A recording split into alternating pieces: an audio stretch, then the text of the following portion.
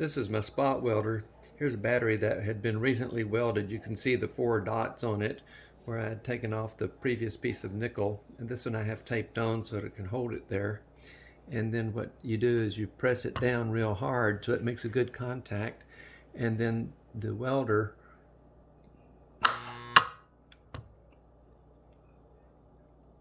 burns it in. Now that one I accidentally turned it up and gave it too much time, so I'm going to give it less time now.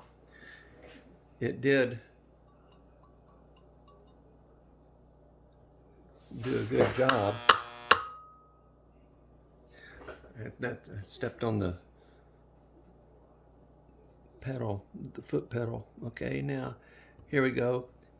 Now this should be just about the right amount of time.